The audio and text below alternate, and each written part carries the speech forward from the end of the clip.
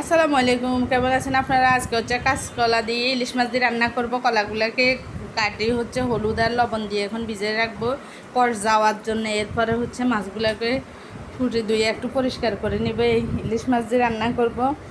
আর রাখবে হচ্ছে আমার পেঁয়াজ, কাঁচামরিচ। আমি হচ্ছে রসুন দিব না। মাছগুলোকে কাটা শেষ, আমার ধুয়ে পরিষ্কার করে রাখছি। এখন একটু বটি দিয়ে করে দিছি যেন মশলাগুলো ঢুকে। তেল দিলাম কড়াইতে, তেলগুলো গরম হোক। মাছের গায়ে হচ্ছে হলুদ মরিচ সব মাখাইনি। এখন হচ্ছে মাছগুলা একটা একটা করে ভাজবো, হালকা ভাজবো, বেশি না।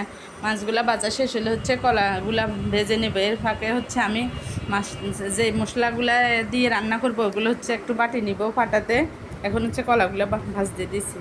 মশলা হচ্ছে পেঁয়াজ, কাঁচামরিচ, অল্প একটু জিরা, রসুন দিব না এই মাছে।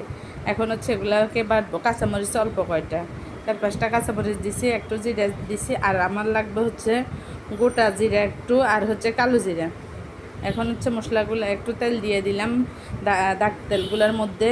এখন হচ্ছে কালো জিরা আর হচ্ছে গোটা জিরা দিয়ে দিছি। এখন হচ্ছে মশলাগুলো দিয়ে আসে, সেগুলো একটু কষিয়ে নিব। নেওয়ার পরে হচ্ছে আমি হলুদ, লবণ, একটু সামান্য মরিচ দিয়ে দিব। এখানে হচ্ছে আমি লবণ দিয়ে দিছি।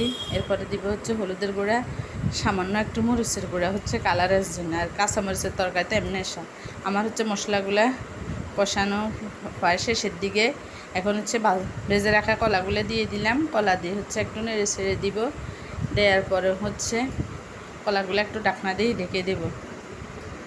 এখন হচ্ছে ডাকনা দিয়ে ঢেকে দেওয়ার পরে এক পাশে হচ্ছে পানি গরম দিছি। আমার কষানো শেষ কলা। এখন হচ্ছে গরম পানিগুলো দিয়ে দিবে। এগুলো একটু টকবক করে ফুটতে থাকবে। এরপরে হচ্ছে মাছগুলা দিয়ে, এখন হচ্ছে মাছগুলা দিয়ে দিছি জলের মধ্যে যেন মাছগুলো একটু সাঁতার কাটি নি।